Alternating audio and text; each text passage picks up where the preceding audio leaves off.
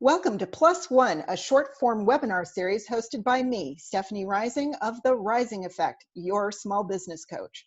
My co-presenter today is Gayle Petrillo. As the owner of First Impressions Image Consulting, Gayle shares her 30 years of expertise in corporate leadership. Our topic is customers. Know when to hold them and know when to walk away. Gayle is going to kick us off with how we can treat our customers as an extension of our culture and brand. I'm going to lead us through ways to identify when it's time to let go of a customer and why. We each have 3 slides packed with actionable information.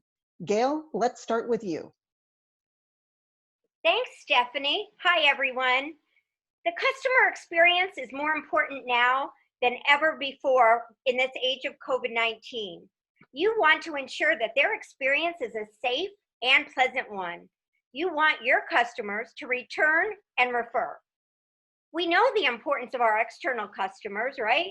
When we treat them right, we develop a trusting relationship with them. They will pay us on time and refer good clients to us. Our employees are our customers too. They bring talent and referrals to us as well when we treat them right. Employees are our brand ambassadors. When we treat them with respect, they in turn will spread positive words about our goods and services. A recent study by Citel Group found that while 30% of consumers who have negative customer experience say they will share it on social media and post a negative review online, 49% of consumers, however, when they have a positive customer experience, they will share that on social media and post a positive review online. I'd like to share another statistic that drives this point home. 96% of unhappy customers won't complain to you, but they will tell 15 of your friends. We know that today, with all the shopping that's done online, people read reviews when looking to make a purchase or visit a restaurant. What are your customers experiencing? How you treat your customer is an extension of your culture and brand. Remember the golden rule: treat others as you want to be treated. Does everyone answer the phone the same way? Is the phone answered within 3 rings? Even if you simply ask, "May I put you on hold?" you've connected with them and made them feel important. Notice I asked before placing the caller on hold. Do your employees look up and welcome visitors upon entry? Your response time, as well as the words used, convey to your customer how important they are or are not. The soft skills, body language, eye contact, active listening, and voice intonation, they convey your authenticity. John Maxwell, the world's leading expert on leadership, coined the phrase, "People may hear your words, but they feel your attitude." Excellent customer service starts at your reception desk or call center, and it extends all the way through your entire organization. When and how do you train your colleagues? It should start with orientation and onboarding and should not be a one-time thing. We actually decide in the first 3 seconds if we like, will trust, or even do business with someone. Before we even open our mouths, we are making judgments based entirely on our appearance and the appearance of our business and our team members.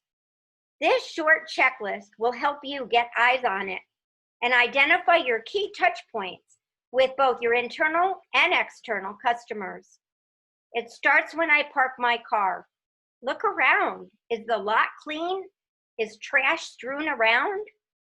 Is it well lit at night, and are those lights working? Are your building windows clean? Your doorknobs friendly? Metal gets very hot here in Tucson. Do you provide cloth coverings? Is your lobby professionally staged? Are offices and cubicles clutter-free? Is there hand sanitizer on desks and countertops? Are the restrooms clean and stocked throughout the day with soap, toilet paper, paper towels? Even if you have hand dryers, remember some people prefer paper towels. Do you have a common cafeteria break room, or lounge for internal customers? What about external? Some auto dealers and other businesses now have cafeterias and laptop charging stations. How are they cleaned and stocked? Do you have policies and procedures about eliminating shared foods in this COVID age? What about the use of refrigerators, microwaves, coffee pots, and other appliances? For trade businesses, air conditioners, plumbers, painters, and others, does your team show respect to your customers' property? Do they remove or cover their shoes? Are they wearing masks and gloves? How you and your employees treat each other and your external company and customers is your company's reputation. It's all you have, and what will make the difference between someone buying your goods and services or that of your competitors. It's all about developing a reputation for safety and service. You will build and retain loyal followers. Today, I'm offering a complimentary secret shopper telephone customer experience call. Find out what your customers are experiencing. Thank you. Thanks, Gayle.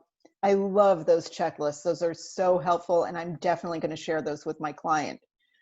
As a business owner, if you're putting effort into creating a positive brand and a welcoming customer experience, you should feel equally empowered to part ways with customers who don't value what you offer.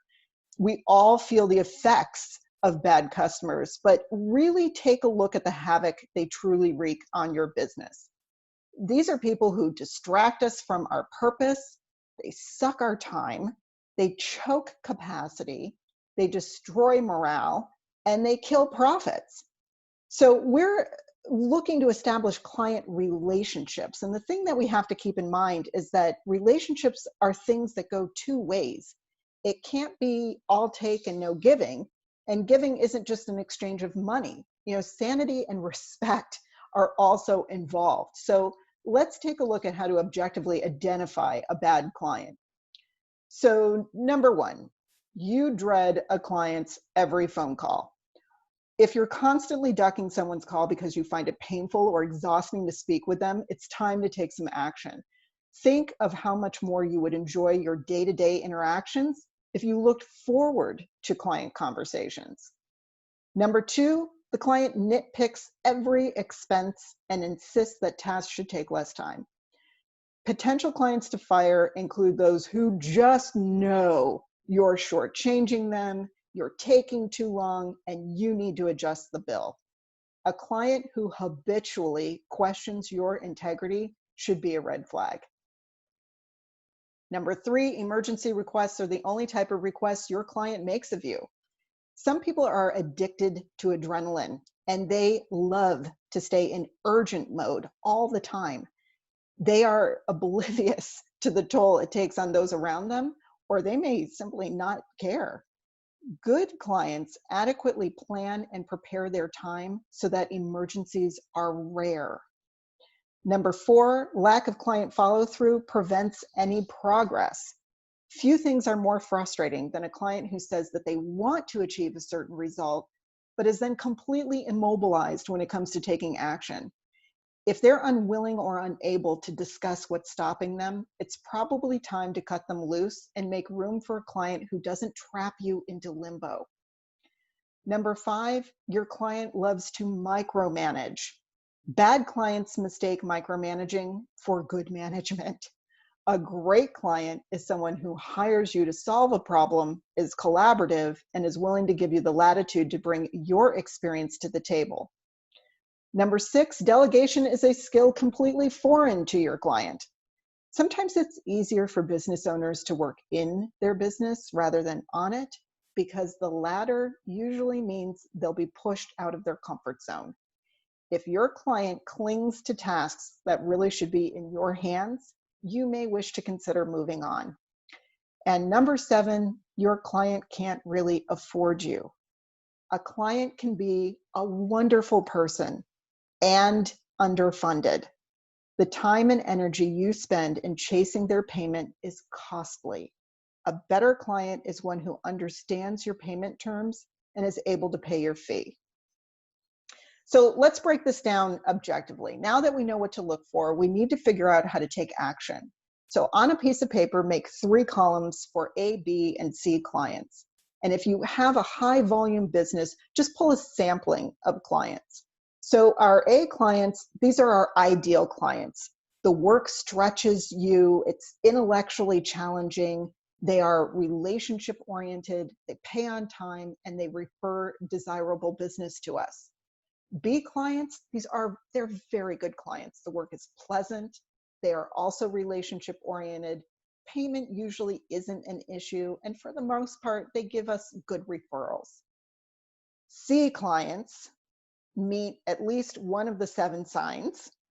The work is boring or stressful, not a great combination. Rather than being relationship oriented, they are very transactional. Payment is usually an issue, and they either don't refer or they refer people like them, which I'm betting that might even be worse. So what you want to do is, once you identify who goes into each category, you have decisions to make. For C clients, you can have a conversation about your policies, your preferences for how issues are communicated to you, and basically what you want the relationship to look like. Honestly, some C clients are just used to functioning in oblivion. So when you bring these things to their attention, they do have the capacity to change. Sometimes they don't, and only you can decide what comes next.